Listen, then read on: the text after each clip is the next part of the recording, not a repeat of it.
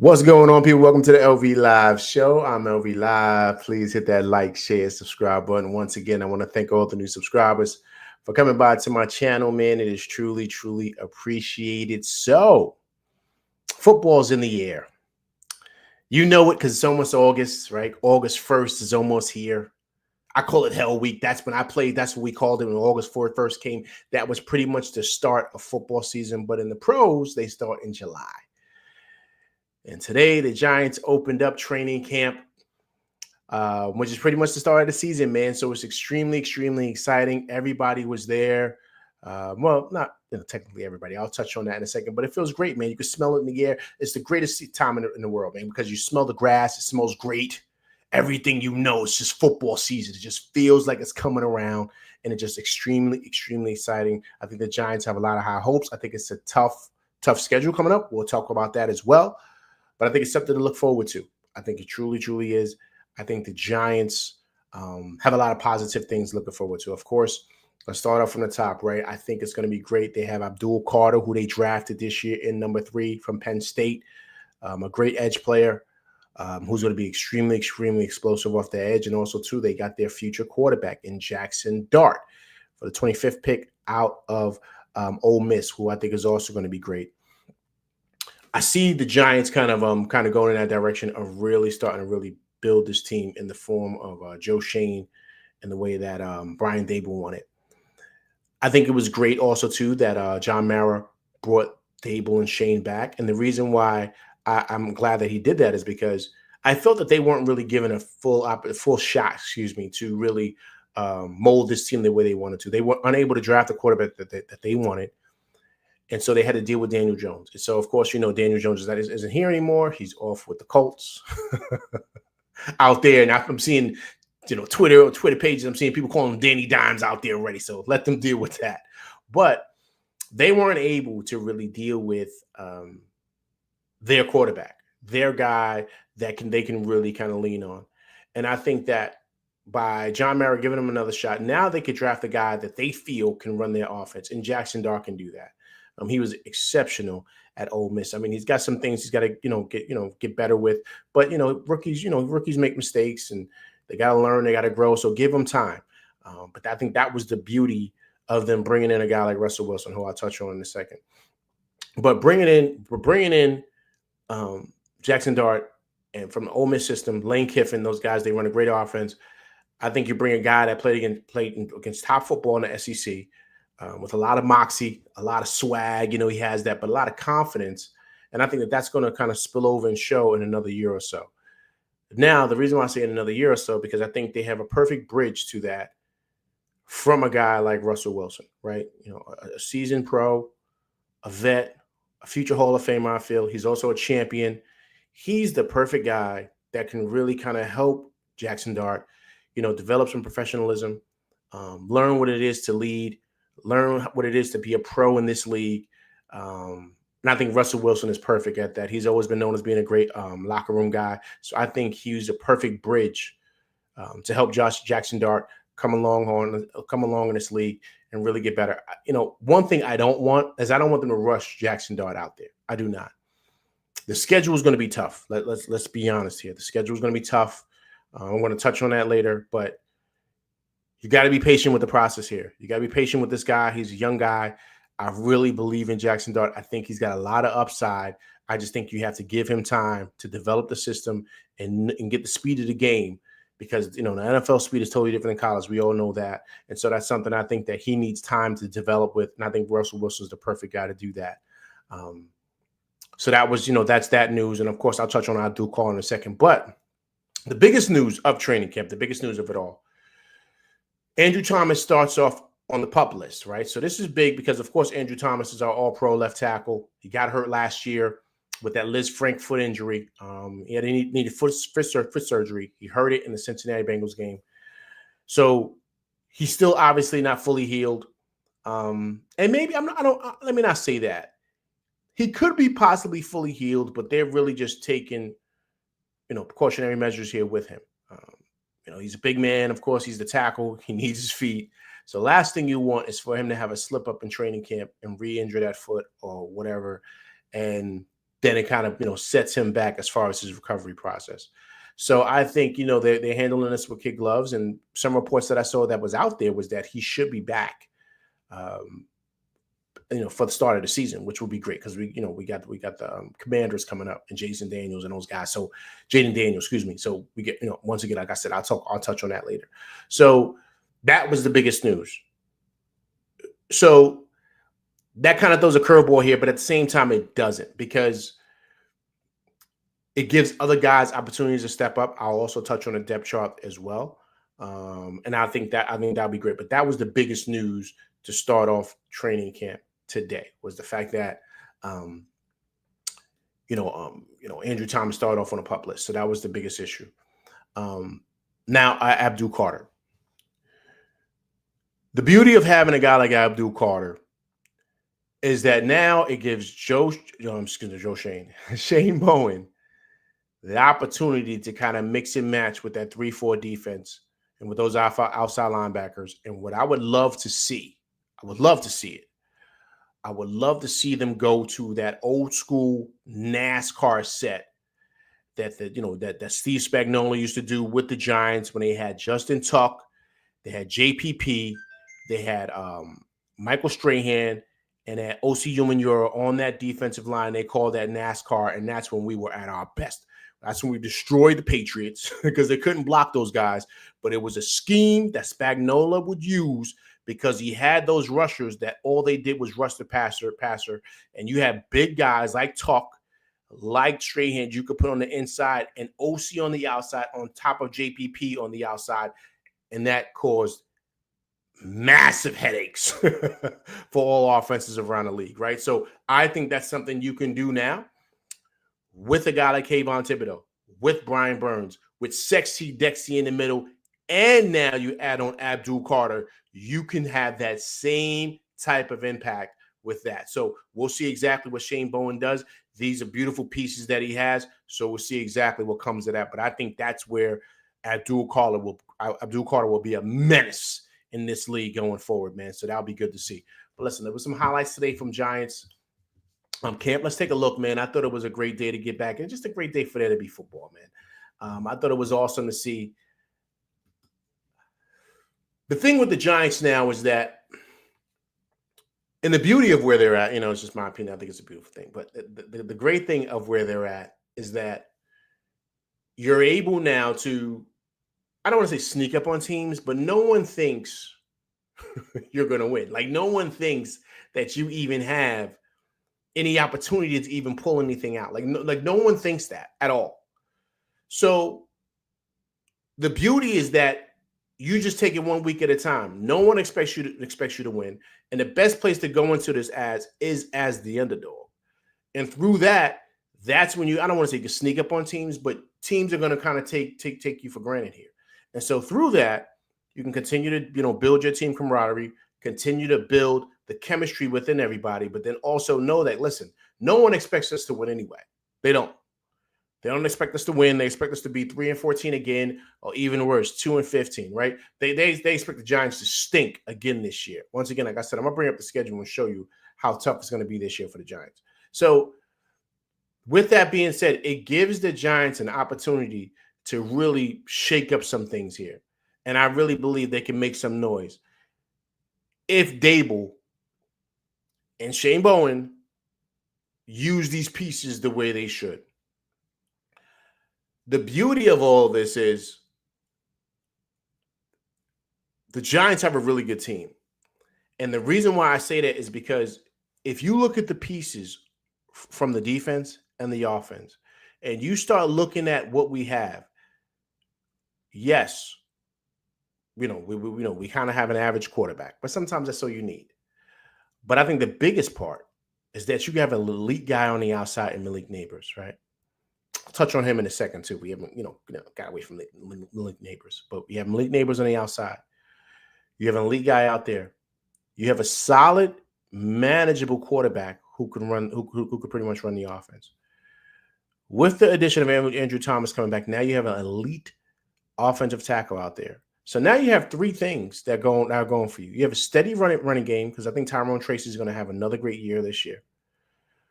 So now you have those things going on for the offense, and I think a solid offensive line. I'm not saying they're the best. I'm not saying they're the worst. I think they're solid. So that's all you need to really win games. Now you flip that around, you look at the defense. We have the pieces defensively to where we can be elite. We could be elite in this league. The most important thing in this league, and I've always said this on my show before, you build your team inside out. You build your team from the D-line going out, from O-line going out. You don't build your team from the outside. Like, you build your team on that defensive line. And like I stated earlier, with those pieces that we have, with Sexy Dexy, with Burns, with Thibodeaux, with Abdul Carter, now you're starting to build a solid defense. So you have that.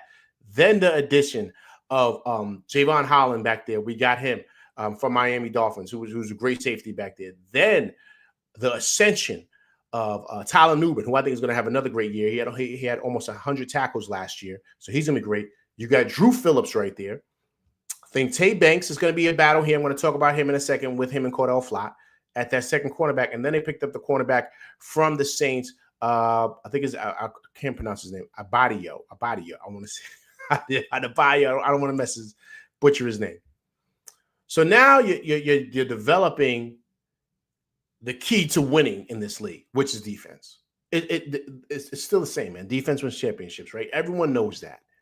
And so that's the key. And that's where the Giants have always been great. If you think of the history, you look at everybody from Lawrence Taylor, even going back to Wyatt Tittle and them guys, right? I mean, I'm just going back here in the history books, but they've always been great defensively. Always been great defensively, right? So I talked about LT and those teams. And with Strahan and those teams, like I said, with the NASCAR, they were great defensively. So now, when you start building that, if your defense is elite and your offense is solid, you can win some games in this league. And you can kind of ruffle some things up. Excuse me, also, too, I didn't touch on Bobby Okereke at linebacker and Michael McFadden at linebacker as well. I apologize for that. So to me, that's where I think the Giants can be sneaky good. Marcus Graham, what's going on, man? Appreciate you coming through rocking with LV Live, man. If you haven't subscribed to the channel, please subscribe to the channel, man. But I appreciate you coming through rocking with me, man.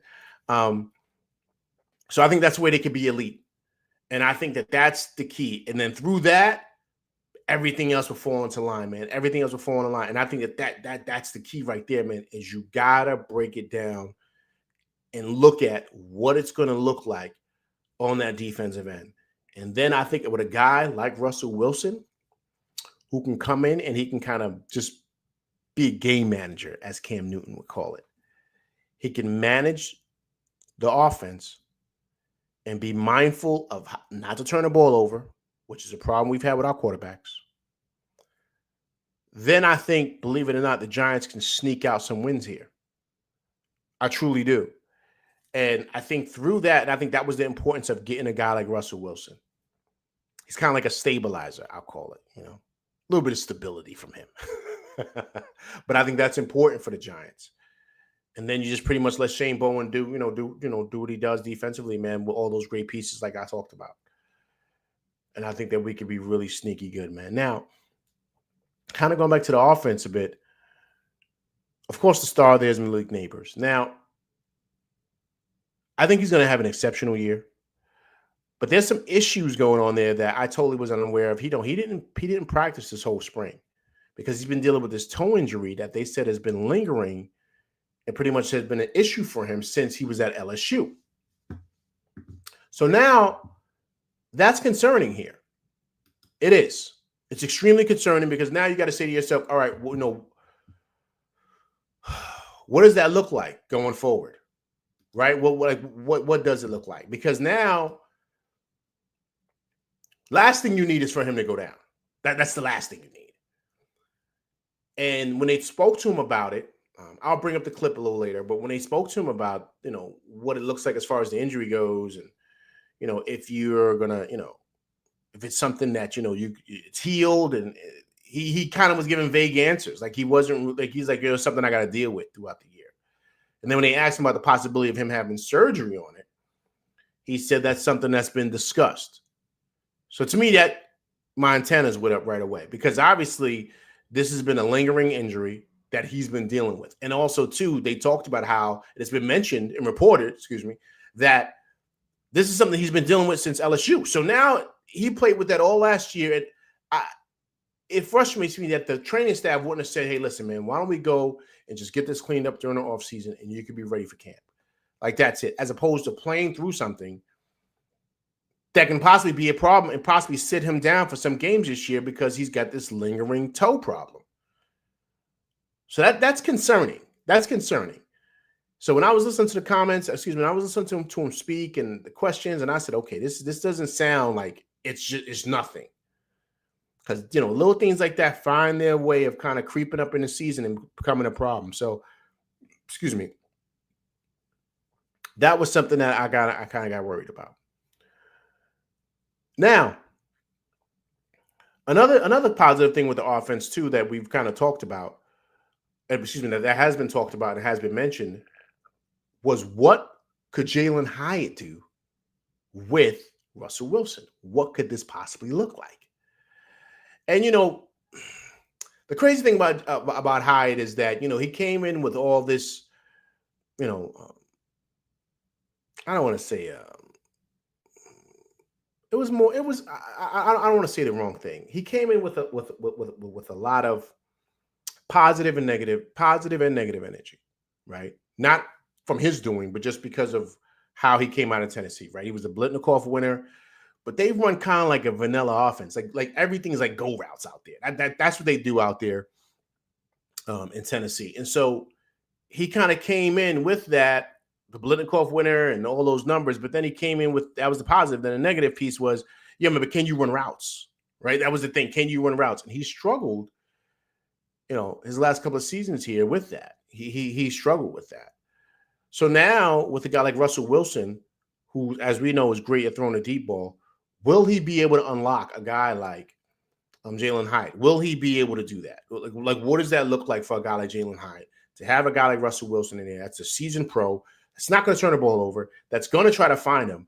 I think that's huge for a guy like Jalin Hyatt, right? So, and also too, the added muscle. They said his attitude has changed. He's motivated. So maybe he feels like this can be a new beginning for him, right? So, I think that's huge for a guy like Jalin Hyatt, man.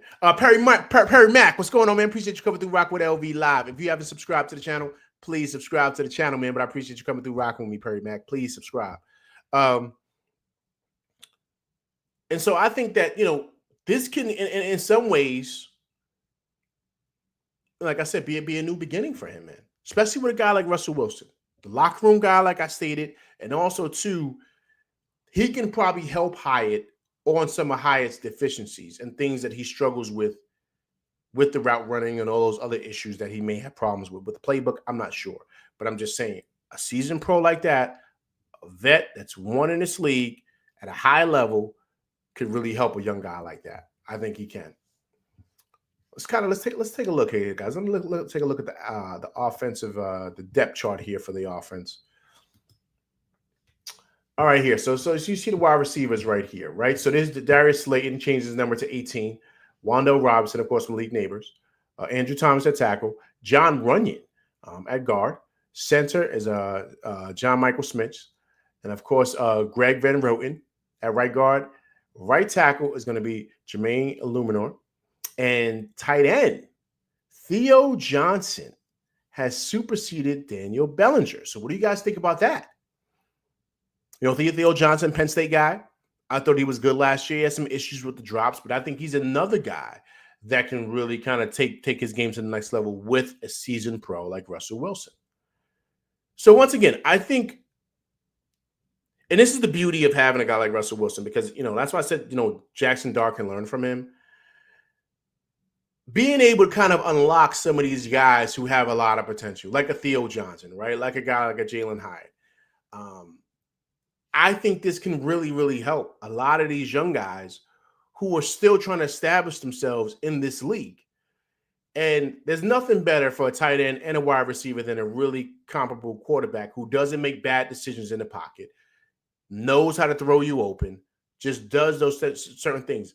listen, Malik Neighbors is going to be great with anybody. He's just that elite of a guy. I mean, he's just, he's one of one, man. You know what I'm saying? So I don't have any issues with him. I think he'll be fine. Slayton is a pro. He's going to be good regardless as well. But it's all those other guys, right? The Theo Johnsons of the world, right? Of course, the Jalen Hydes. What does that do for them? And so I think that Russell being there will kind of unlock some of these guys that where, believe it or not, they might put up some big numbers this year. What if Jalen Hyde, he goes out there and he has, 48 to 64 catches this year between 400 to 600 yards as a receiver. What if he puts up numbers like that? What if a guy like Theo Johnson puts up numbers to where he has like 50 catches and maybe he has 500 yards or 600 yards or 450 yards? Like, I mean, these are the things that can happen with a really competent quarterback, right? And so you never know. You never know. But once again, a guy that's won, a guy that knows how to win, a guy that knows how to lead, and most importantly, a guy that does not turn the ball over. How many times did that hurt us as the Giants last year? For years, excuse me. Let me not say last year. It's been years we've been dealing with turnovers, right? So I'm just saying, like, those are the things that I think about. And also, too, guys, I'm expecting a big year from a guy like Tyrone Tracy. I think he's going to be huge this year for the Giants. And of course, you throw in Motor, Devin Singletary, and then of course the big get was getting Cam Scatterbrew out of Arizona State, a big, physical, rugged back who can, take contact and still keep going. I watched a couple of his games last year because I'm a big college football guy also, but I watched a couple of his games last year, and he's a load, man. He's a lot to tackle. He's got that low center of gravity. Reminds me of like a David Meggett type of runner. So we got to see exactly how that translates to the NFL, right? We got to see what that looks like. But if he can be anything than what he was at Arizona State, we could have like a three-headed monster here, right? We really can. And so there's some weapons here that the Giants, I think, can use and really kind of take advantage of going forward with some teams. Because once again, I think a lot of people are sleeping on the Giants. I think they feel like we're a joke. I think they feel like we can't live up to certain things. I think they feel like we're not that good. So, for me, I would not be surprised if the Giants knock off some wins here. I just wouldn't. And so to me, that's the exciting part about this thing. You know what I mean? But I also think that a lot of it depends on that O-line and what it looks like. Does Andrew Thomas come back healthy? Is he fully healthy when he comes back? Does John Michael Schmitz take the next step? What does that look like? And so to me, if you can have a line that's solid enough to protect Russell Wilson to where he can use those weapons, once again, I think we can kind of shake up some things this year. I'm not saying the Giants are going to make it to the playoffs. I'm not saying that. But I think we could be a lot better than 3-14. I think we could be a lot better than 3-14. And so that should be extremely, extremely, extremely exciting here. All right, let me go over here now and take a look.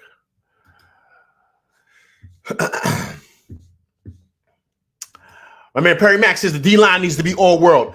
Perry Mack, I mentioned that earlier. I touched on the fact that that's the key for me, Perry Mack. I think that the defensive line, defense wins championships. Everyone knows that. When the Giants have been great, that was always the key, is going out and winning on the interior, right? This goes back to, like I said, Wyatt Tittle, Lawrence Taylor days, and of course Strahan and that whole crew. That's what changed us. That's how we won championships. It feels like we're building that here now. It feels like that. What does it look like with this 3-4 defense with Shane Bowen, with the pieces that he has now? One thing that changes everything in football, is getting to the quarterback. If you got guys that can get to the quarterback and get the offense off rhythm, off pace, and they can't really run their plays, that changes everything. We saw that in the Super Bowl with the Eagles, of course, against, to me, probably one of the greatest quarterbacks ever in Patrick Mahomes. At such a young, early age, I think he's up there. He's probably top 5 of all time. Brady, of course, being number 1. But I'm just saying that to me is how you win games. You got to get to the quarterback, and we've proved it the second time we beat Brady and them boys with that NASCAR defense. And so now we have to look at that. We got to pay attention to that. What does that look like? What, it's like a candy shop over there for Shane Bowen. And so he should be extremely excited. Now, the linebackers. I'm going to bring up the depth chart in a second, but the linebackers, what does that look like for a guy like Bobby Okereke, right? He didn't play well last year. He didn't. I thought Micah McFadden had a great year. So does that free up room for him to make plays now because of the D tackles and the D ends and all those things that's going to come up? Does that allow a guy like Tyler Nubin to step up now? Of course, Javon Holland, right? So I'm just saying, so these are the things that change the season. It really does.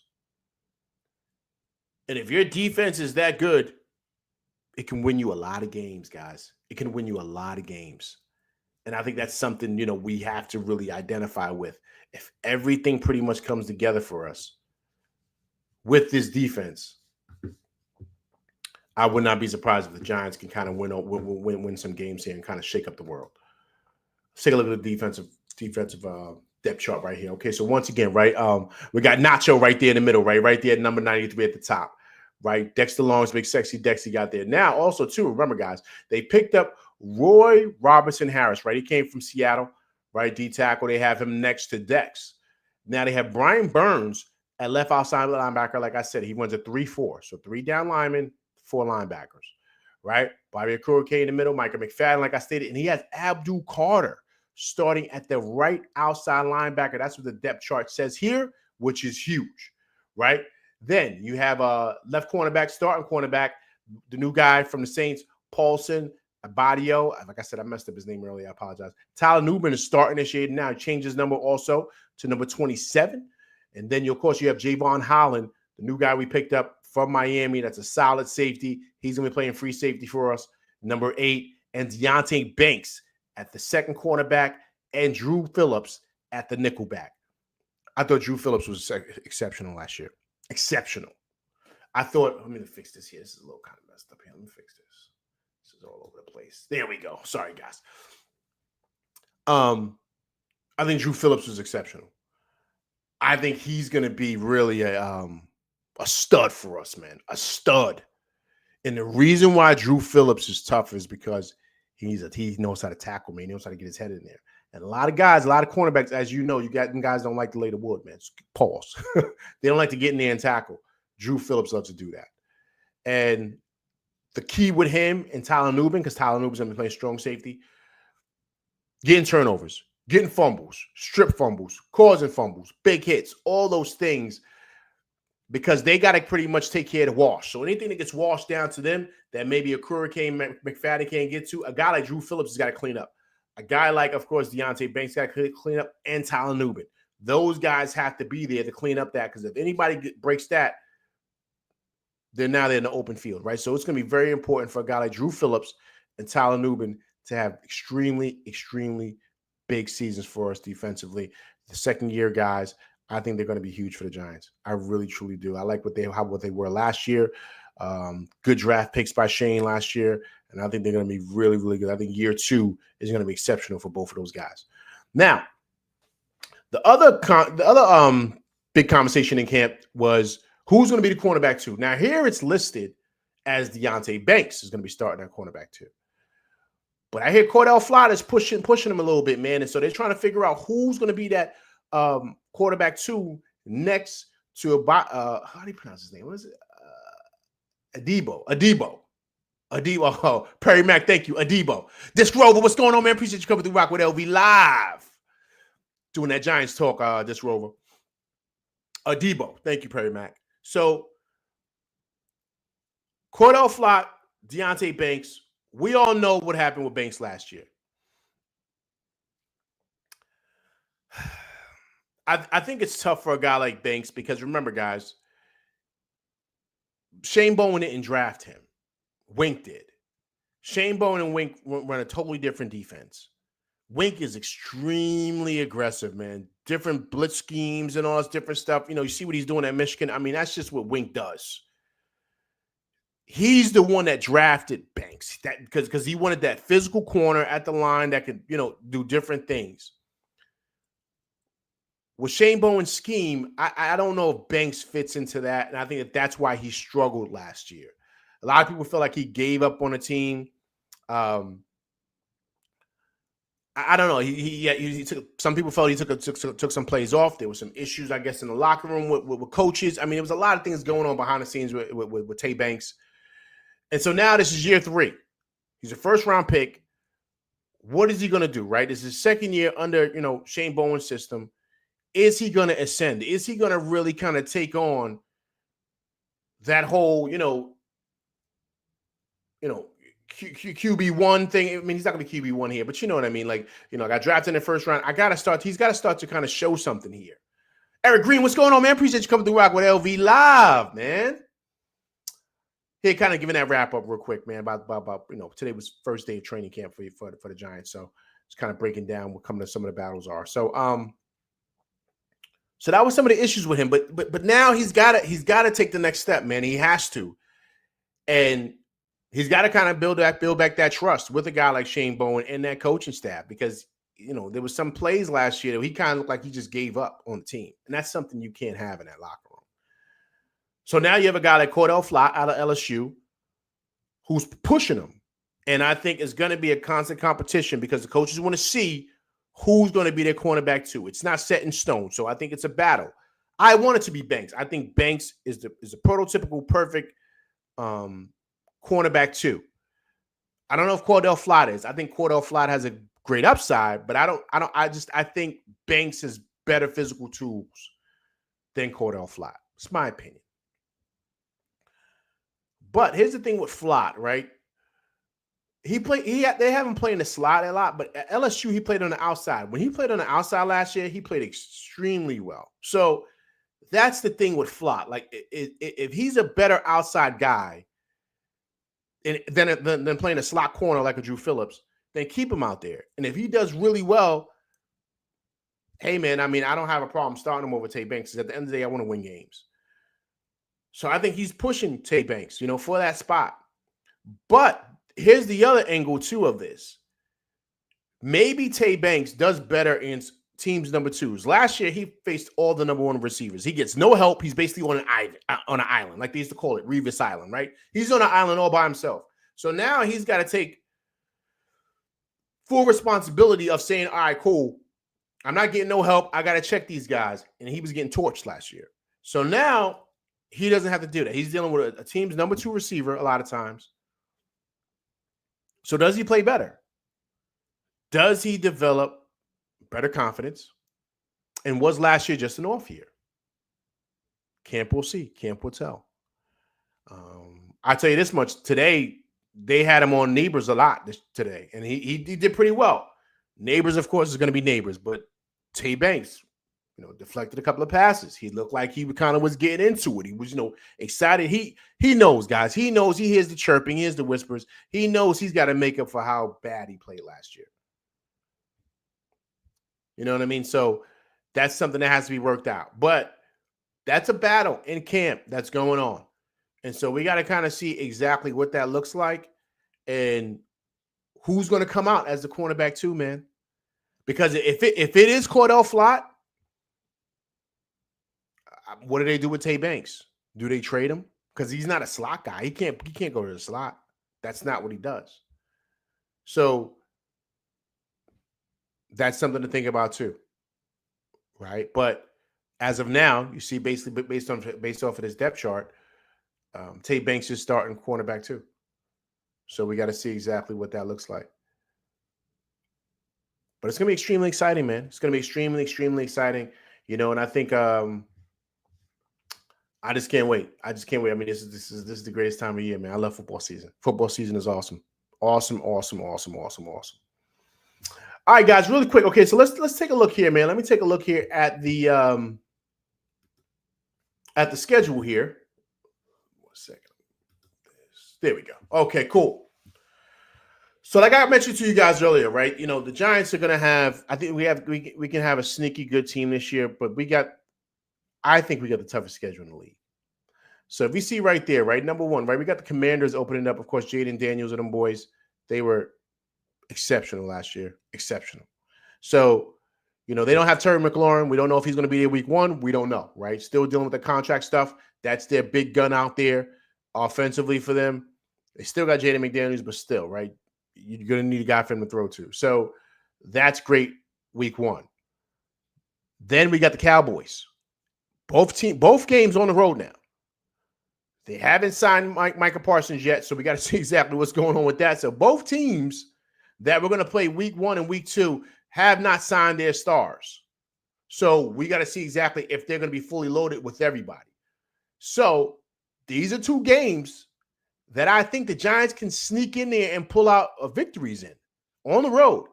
They're playing against their, arch rivals, NFC East rivals in the Cowboys and the Commanders. I think the Giants can get some wins here. Now, week 3 is going to be tough, right? We already know what Patrick Mahomes is in that Chiefs team. But have they corrected those issues on that offensive line? That'll be a question, but we know the Chiefs offense. We know how good they are. No need to kind of get into it. And that is going to be opening night home game for the Giants and Sunday night football for the Giants. That should be big. Patrick Mahomes in MetLife. Then after that, we get the Chargers, right? Jim Harbaugh and the crew.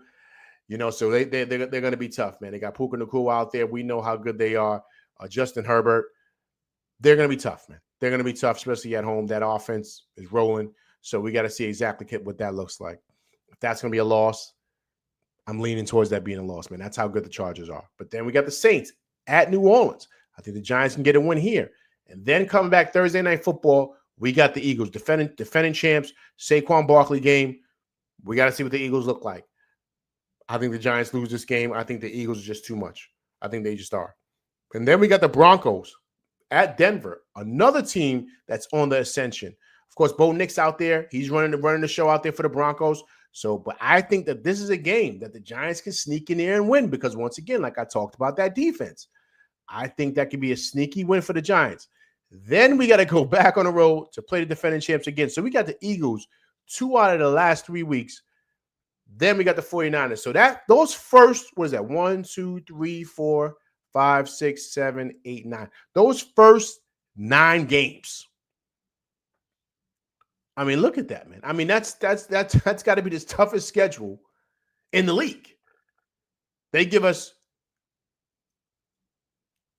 two teams that won a Super Bowl last 2 years, and we played them 3 times. The Eagles twice, and we got the Chiefs. I mean, and then also too, we got the Commanders, a team on the rise. The Broncos is another team on the rise. And of course, the 49ers, another team on the rise. So we know how good they are, right? They did lose Deebo Samuels, but the 49ers are still solid, man. They are across the board. So, how many wins do you think the Giants get these first nine games, man? It's going to be tough. It's going to be tough. That schedule is extremely, extremely tough, man. So we got to see exactly what we do. Then we got Chicago right after that, right? Caleb Williams. We got to go up there to Soldier Field and play those boys. Then we got the Packers at home. So we got to see exactly what they look like. They got Jalen Love. Is it Love the quarterback? I forget. I think that's his name. Sorry. I want to make sure I got it right. The Packers are always solid, man. So we got to see exactly what they look like. The Lions are the Lions. We got to go to Detroit, which is going to be tough, man. And if I'm correct, it looks like that's the 23rd. Is that Thanksgiving? We got the Lions on Thanksgiving this year?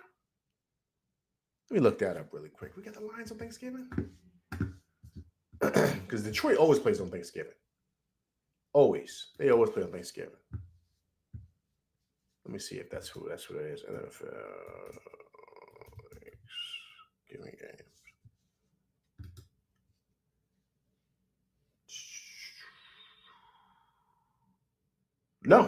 No.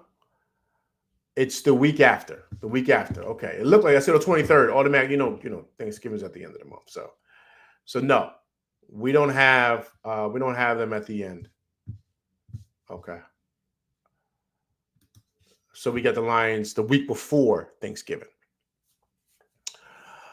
All right, then we got the Patriots At New England on Monday Night Football.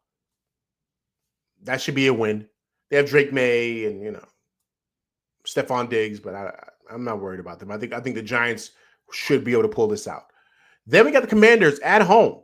Then we got the Vikings at home. Then we got the Raiders on the road. Then we got the Cowboys. Listen, if the Giants are clicking, let's say right here we're kind of teetering with like a 500 record going into these last 4 games.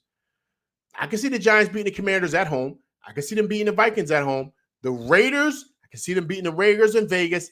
And we can get one from the Cowboys at home. Listen, this schedule is tough in the beginning, but if the Giants can kind of, like I said, simmer at maybe 500, maybe below 500 a little bit, you could steal a couple of wins here and maybe sneak into the playoffs. I'm just saying it's a possibility. I'm not saying it will happen.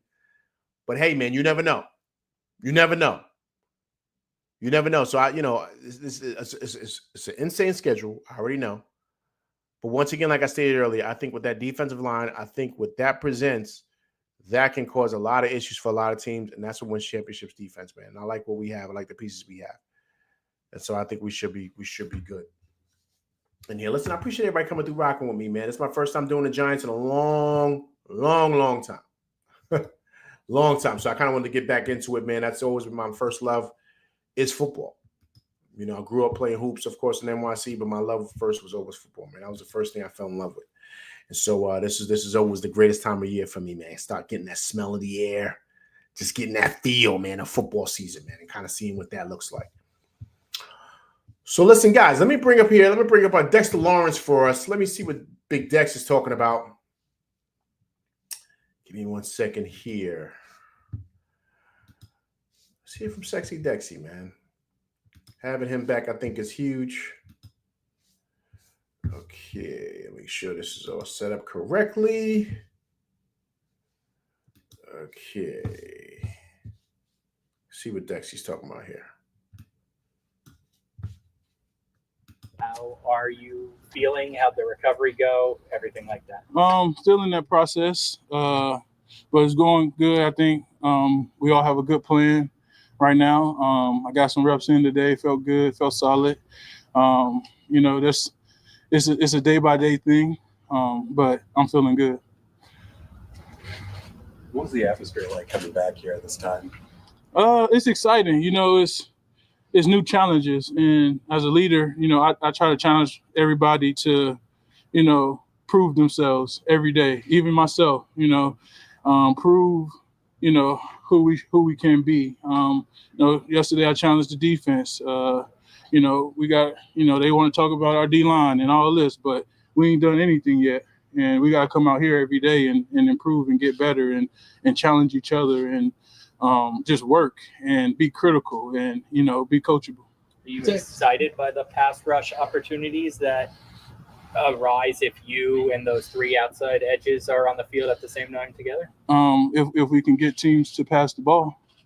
So we got to win on first and second down first, and that's the most important thing. We can't get the third without winning first and second, and that's the challenge.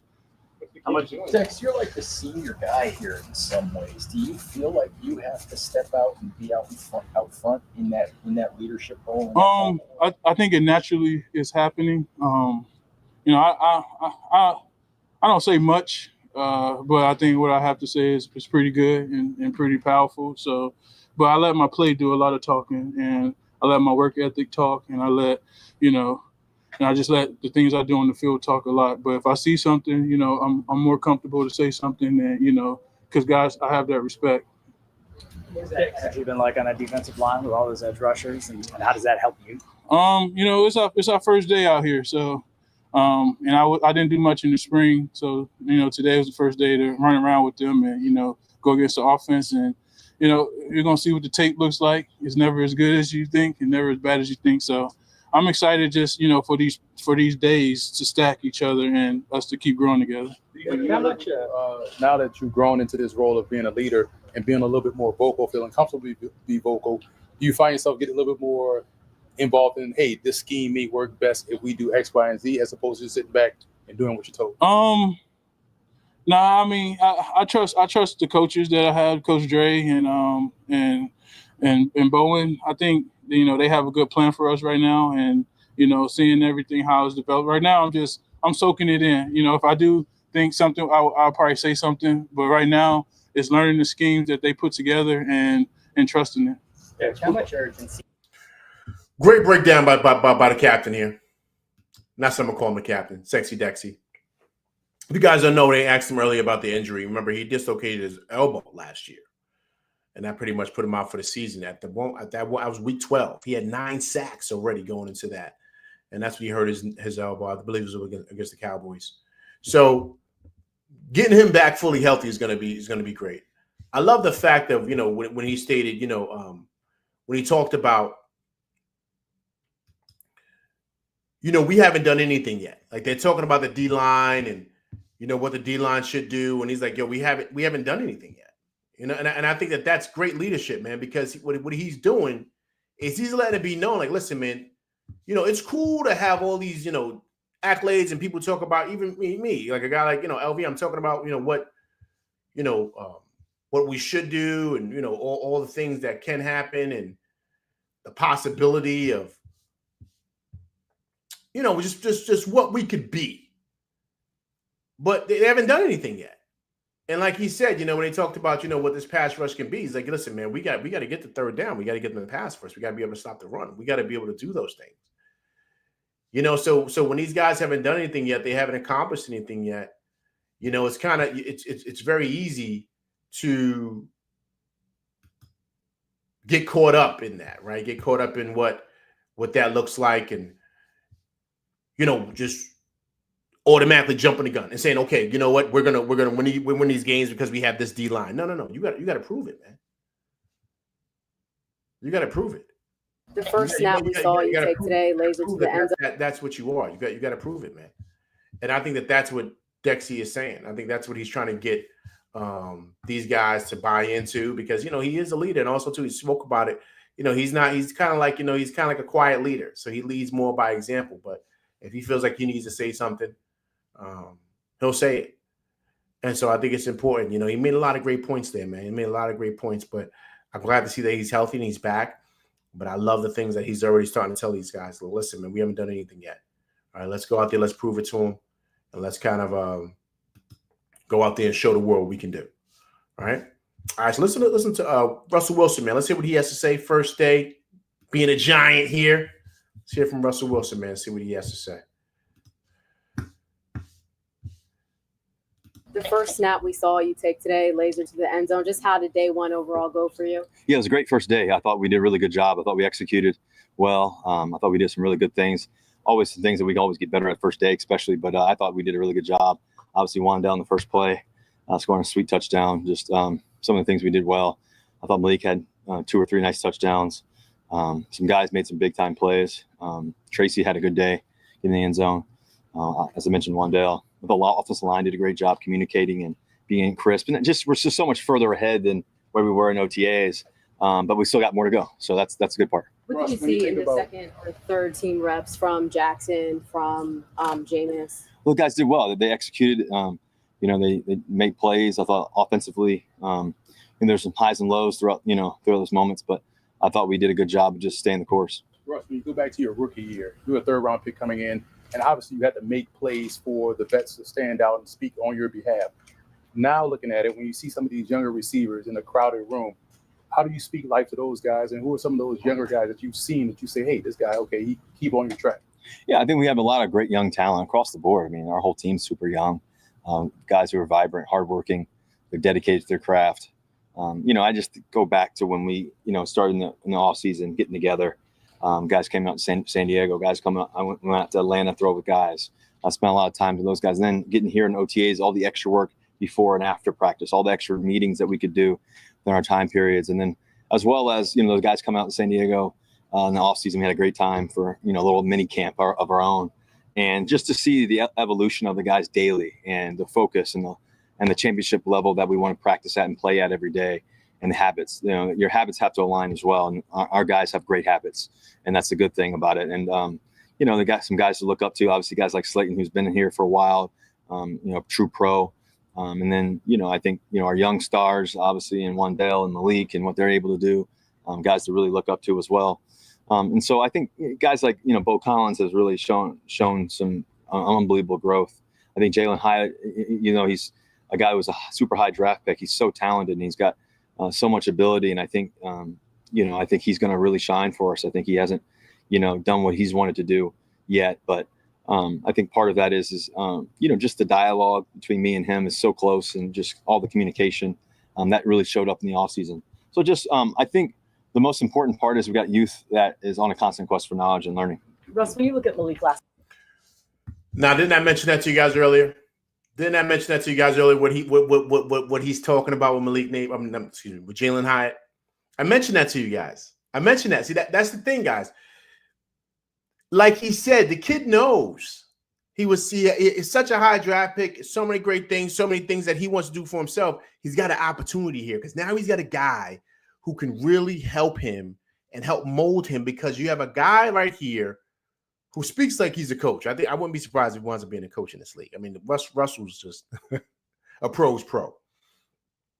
He's got a guy here that can lead him and help him along the way, who's won at a high level here and played with a lot of great players.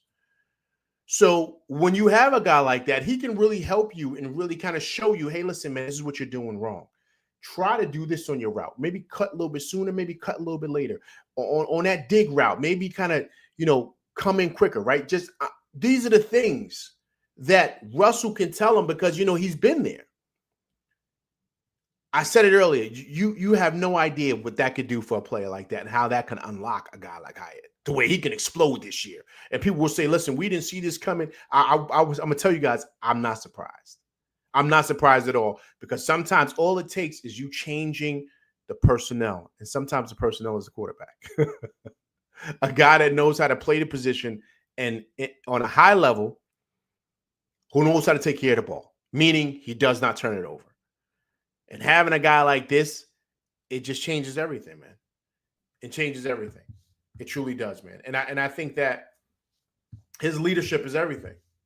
It just is. We could try to, kind of make it seem like it's not a big deal, or it's just what it was like coach speak. People try to say, oh, he's just talking. He doesn't really, listen, man, it's very, very important. Very, very important to have a guy in there that really is going to kind of, really lead you guys and you trust. That's the most important thing. That's the most important thing. Do they trust this guy? Do they trust him? Do they? Right? And so that's the thing. He's been in this league for so long and he's won. They have to trust him. And they got to fall in line, because they got to realize, like, listen, man, look, we want to win. You know what I mean? Period. Like, we want to win, and we want a guy. We're sick of losing. So we want a guy here that's one that can, like I said, can be a bridge to Jackson Dart and can really kind of propel this team to where we can make some noise this year. Because, yes, people say, okay, the Giants aren't going to be that good. We're going to probably stink. Listen, don't tell the Giants that. They don't believe that. They believe they can come in here and win some games. They love the pieces that they have in there. But this is the beauty of being an underdog. This is the beauty of that, because no one expects you to do anything but just roll over and lose and stink and be another high draft pick. Where the Giants could possibly say, no, we're not going to do that. We're going to win some games.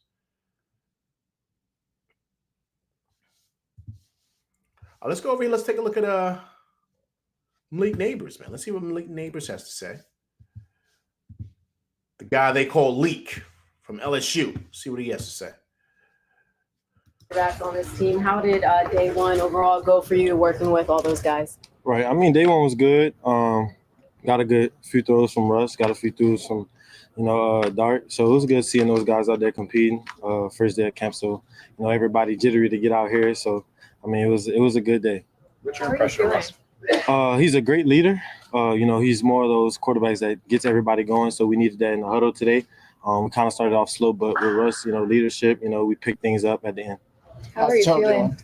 Toe is good. In spring we had a great rehab to try to get me back. So I'm back feeling good, feeling a little bit better, healthy. Out there running around, I felt good. Is that something you expect will be managed as you go through camp? I'm sure it will be. It's something that I got to take up with, Dave's and the guys upstairs and training staff. But I think we got a great plan of going on to day by day. So yeah, that's probably it. Did you ever think about surgery or anything like that with it? Or That's not up in the air, but decisions will be made, when the time is, is made. Right now, I'm just focusing on, locking in, getting ready for the season, being out there with my guys. It felt good to get out there and run around. Is it something they expect to go away? Not sure. Time will tell. Malik, the surgery is up in there, so that's something you've discussed in the past? I mean, it's been a talk about it. Just never really came to complete thought in mind for me to do it. But I've been managing it well. Been running around, feeling pretty good. So, I mean, everything has been going good with the rehab. So my toe's feeling better.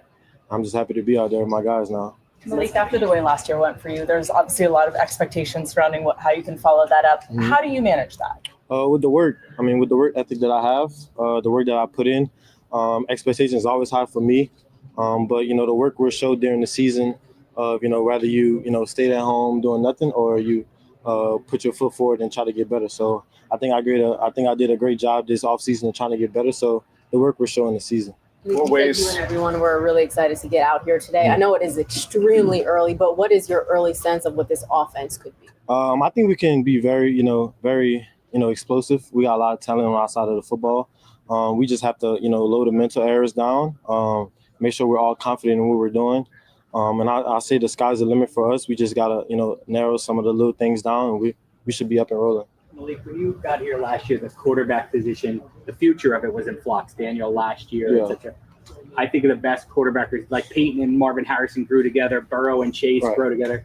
Do you think, when you think of the future, about you and Jackson Dart and growing together?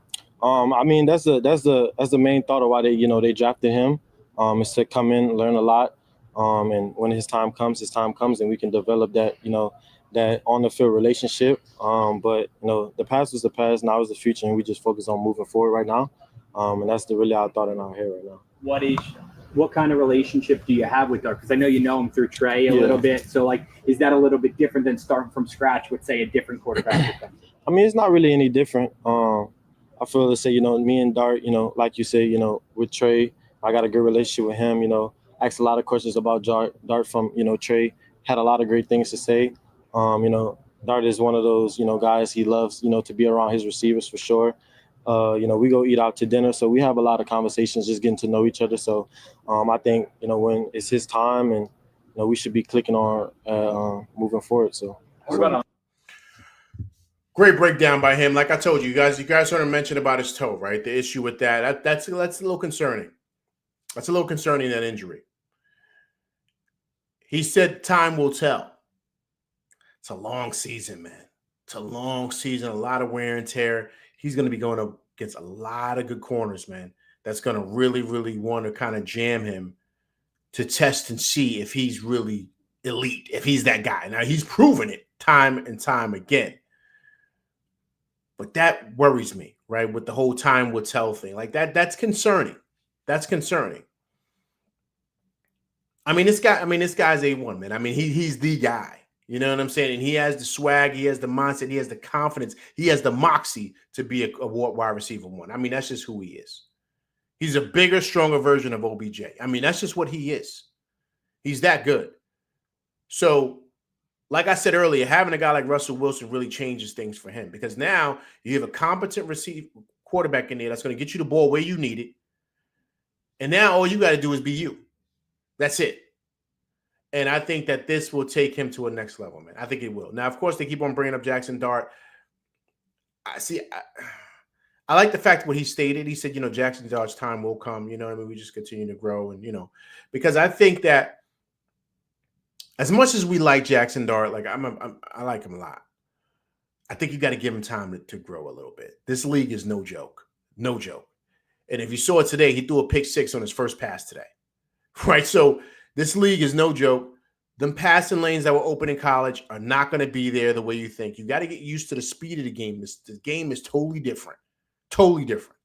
So you got to give him time. No need to rush this guy. Let him develop. Let him continue to get better. Let's not throw him out in the fire yet. You know what I mean? He's not Jaden Daniels. He's not Caleb Williams. He's not as good as those guys. He's good, but he's not those guys. So that's why they got thrown in the fire right away. They're number 1 and number 2 picks. I mean, you got to understand what it is with those guys. So give him time. Remember, guys, Patrick Mahomes didn't start right away. It took him a couple of years to start. So give this kid time. I think he can be the guy. I like his upside, but give him time.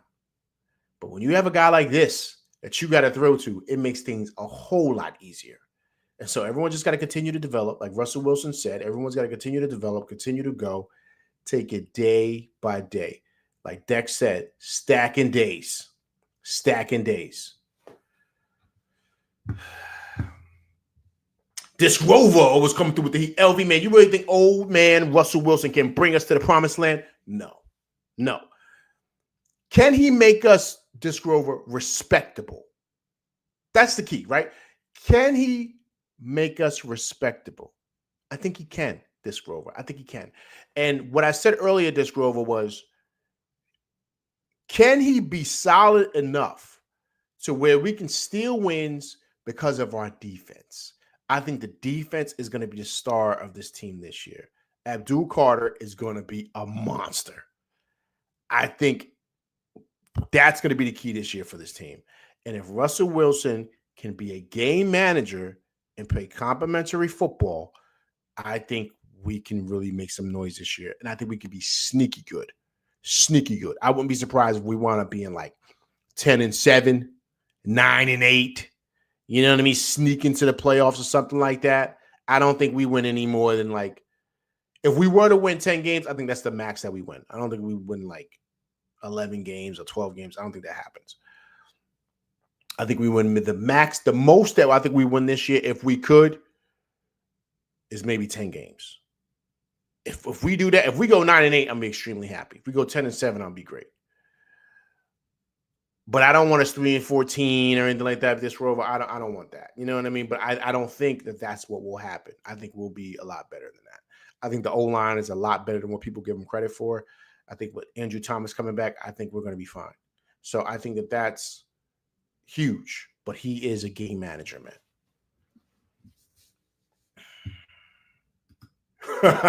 Russ is going to be our Randall? No. Nah, he's way better than Randall. Randall's a head case. You know that. Perry Mack said Dexter is going to eat. Nah, he's going to get busy. Best D tackle in the game, man. Him and Chris Jones. Chris Jones, I think they're 1A, 1B D tackles in this league, but Dexter's a monster in that behind. He's going to be a monster in that middle. What O-line is better than our D-line? It's a lot of them, man. It's a lot of them. The Eagles are tough, man. The Eagles' O-line is legit. Legit. But once again, Perry Mack, let's be honest here. Pay attention to what Sexy Dexy said. We haven't proved anything yet.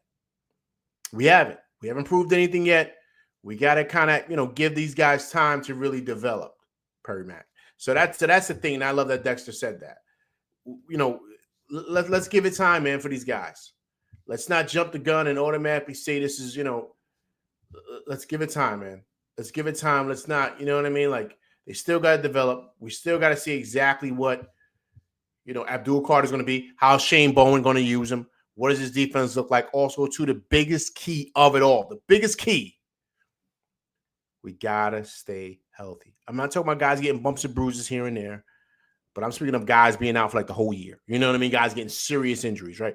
We got to stay healthy. We can stay healthy. I think we'll be really, really good this year. Oh no, let me say this. Excuse me, not really good. I think we'll be sneaky good. Everybody else ready to go. So excited to be back. All right.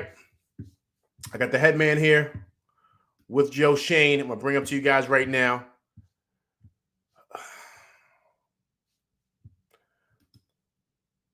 One second here. I'll open this up here, right. I think these guys deserved another shot, man. So I'm glad to have these guys back. All right. Let's head guy and Joe Shane. Let's hear what these guys have to say. Look forward to a good training camp. Every year is something new. This for both you guys. What excites you guys about this particular team going into training camp? Yeah, everything is new each year. So like the guys we've brought in, the additions, like the draft picks that we've had, how they've worked, and I like how we competed in the spring. So I'm looking forward to training camp. This is the start of the season. We got a long way to go. Got a lot of things we got to continue to improve on day by day, with the goal to be ready to go at the start of the season. Joe Bryan, Crystal Ridge, CBS New York. You guys have made it clear who your week 1 starter is under center, but how important is the development of Jackson Dart, not just to the offense, but to the franchise in the years to come? Yeah, I think it's important for all the players to develop. That's what this time of year is for. And then once we're ready to go against Washington, we put the best guys out there we see fit. Russell's had a really good spring. The other quarterbacks have as well. I like that room. I like the direction the room is headed. But for all young players, I know you asked about Jackson, but it's really every young player. Our goal is to develop those guys, and when they're called upon, be ready to go. What did you see from Jackson in the spring?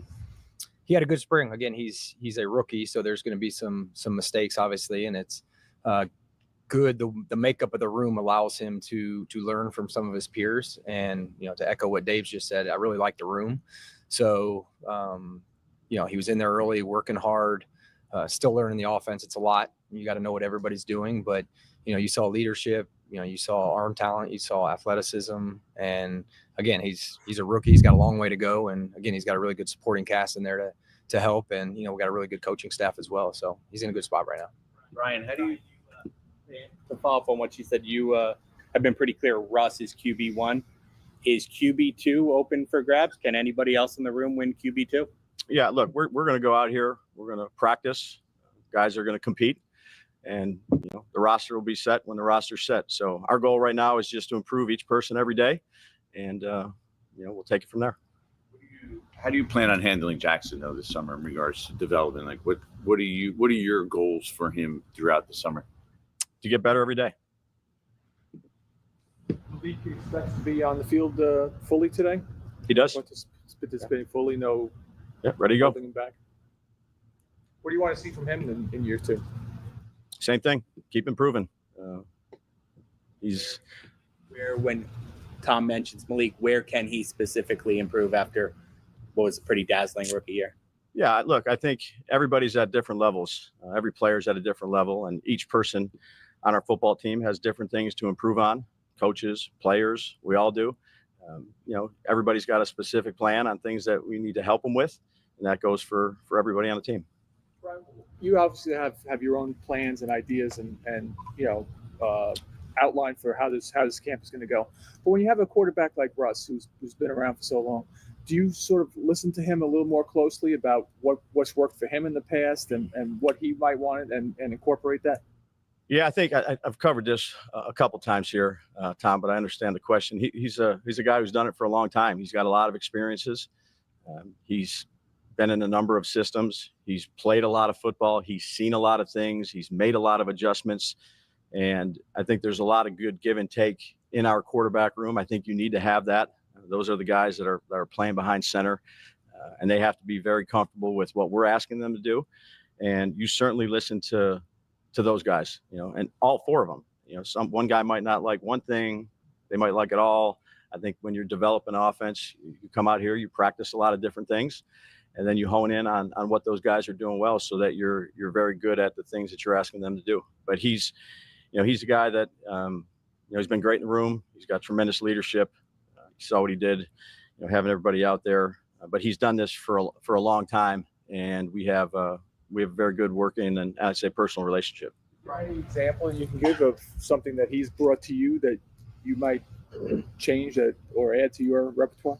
Yeah, well, look, there's so many different plays you can run in this league, and you do a lot of research on the guys that you acquire, not just Russ, but other players, but particularly Russ. You watch some old things. You talk about, hey, this is how we've read this play before. This is the cover 2 side of it that we put in here. Hey, I kind of like it when the back does this relative to that. All right, why do you like that?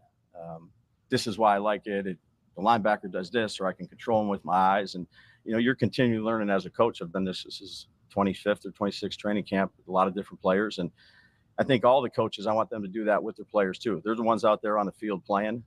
We have to put a good plan together, and then we have to work together to try to execute that plan. When you come into when you plan for training camp, I'm sure keeping the players healthy is at or near the top of your priority. Getting preparing them and keeping them healthy. We've already seen some teams start and some guys go down already. So how do you juggle? I got to get them ready to play, but I want this roster to be healthy at the start of the year. I mean, that's kind of the goal every Yeah. year, isn't it? Well, it's football, so there's going to be injuries. There's injuries every year. I think you rely on your sporting cast, our trainers, our nutritionists, who we hired this past season, who's done a fabulous job. Matt Frax, you talked to the team this morning. You try to educate them on the things that you can educate them on: hydration, lifting, stretching, prehab work, what they do in a hot tub, cold tub, the training staff, and then you go out there and play. And there's going to be injuries. You wish there wasn't, but there is. And then you make sure that people behind the people that get injured are ready to go. Joe, how do you attack this from your position, training camp as a GM, not just here, but obviously what goes on elsewhere? Yeah, once the preseason starts and there's other games, again, there's going to be roughly 1,200 to 1,300 players cut that Labor Day weekend. So pro staff does a fabulous job, led by Chris Rossetti, Brandon Brown, Tim McDonald, Dennis Hickey, and they do a great job canvassing the entire league. And, we divvy up the league, and they're in charge of teams as if they're the GMs of the team. So whether it's trade candidates, whether it's cap casualties, injuries that you're talking about, we will track all that stuff. And from a roster procurement standpoint, we still have we're third in the claiming order. So this will be a big preseason for us in terms of when players are released during that time. If the first two teams don't claim a player, now it comes to us, and we've had some success, claiming some players since we've been here, we call it the second draft, that time of year. So it's a busy time of year. It's a lot of players to work through, a lot of film to watch. So, we'll evaluate that. And then, as Dave's was just talking about, there are injuries, and, the roster may look different a week from now just because of injuries. And, we made a transaction yesterday with bringing in Kayvon Wallace. So, there are injuries, you're trying to keep everybody fresh. So you need everybody out there on the field to take the reps. So, we've got an emergency list, that's ready to go if a player gets hurt at a certain position. We have workouts during this time. So it's a busy time of year, but it's fun. It's great. We're glad to be back to work and, excited for the season. All right. So these guys have a lot of coach speak. A lot of coach speak here, man. A lot of, I think Gravity, what's going on, man? Appreciate you coming through Rock with LV Live, man. Getting to that Giants talk, man. It's football season. Giants open training camp today, man. So y'all got to talk about it. Damn it, what's going on? Appreciate you coming through Rocking with LV Live. All my day ones coming through here rocking with me. I truly appreciate it. A lot of coach speak here, man. A lot of coach speak. These reporters got to get better at asking questions, man. Like, first of all, like you keep asking about Jackson Dart. He's not the starter, okay? Russell Wilson is the starter. He's not going to be able to get on the field. Like, he's got a legit Hall of Famer ahead of him, man. Ahead of him. Who knows how to win? Dable wants to win games. He does not want to be 3-14. Right? He sees a perfect opportunity for Jackson Dart to develop and grow. That's what we want. Why do people want to throw him out there so the Giants can get smacked around? The kid's not ready yet. He's not. He's not ready yet. And it's okay. Neither was Patrick Mahomes. I'm going to say it again, people. Neither was Patrick Mahomes. People got him as one of the greatest quarterbacks ever. The kid is not even in his 30s yet, I don't think. I think Patrick Mahomes is maybe 29, 28. Might be 30. I don't know. But he's not even close to being over with his career, and people have him number 2 behind Brady all time. And he didn't start right away. You ready? Neither did Tom Brady. Tom Brady did not start right away. If it wasn't for Drew Bledsoe going down, we probably would never even know who Tom Brady is. These guys did not start right away. Everyone's got to trust the process. The kid is good. He's got a great upside. Let him sit. Let him develop. He'll be fine. Trust the process, people. Trust the process. And that's it, man. I think Dave's and these guys know exactly what they're doing. I think they have pretty much everything lined up, and I think they got the perfect guy to lead them. And I think Russell Wilson is a perfect guy. Like I said, it could be a bridge for Jackson Dart, man. And I think it's going to be great. I mean, Gravity says we need Jackson Dart to sit back and soak everything up from Ross. Gravity agreed. Agreed, man. Agreed. That's all I've been saying, man. Agreed.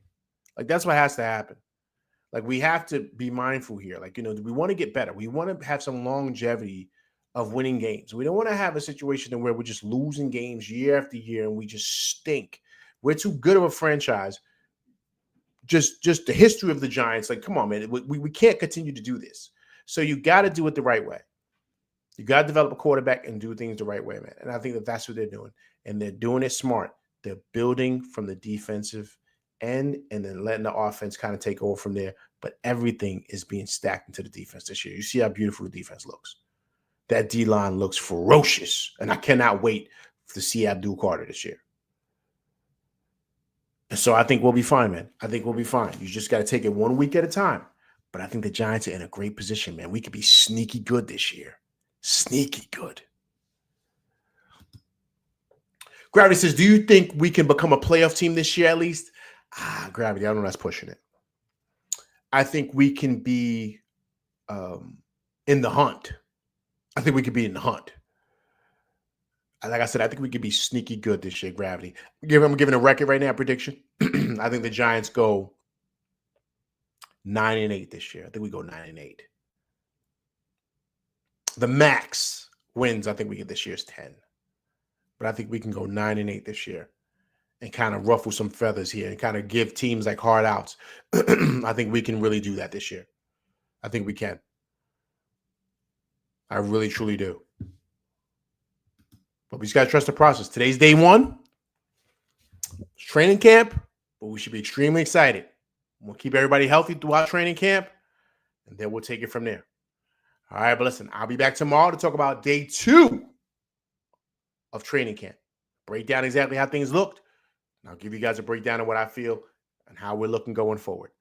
All right, people, listen, that's my show. I appreciate everybody coming through, rocking with me, man, for this New York Giants preseason show, training camp day 1. I will be back tomorrow for day 2, so please come through and check it out. Please hit that like, share, subscribe button. Hit that like button, people, right? Also, too, if it's your first time coming through, rocking with me and my crew, please subscribe to the channel, man, all right? Also, too, leave comments because I do respond to comments. All right, people? All right, listen, I'm LV Live, and that's my show. I'll be back tomorrow to talk about day 2 of training camp, so please come through and check it out. All right, I'm LV Live, and that's my show, and I'm out of here, people. Peace.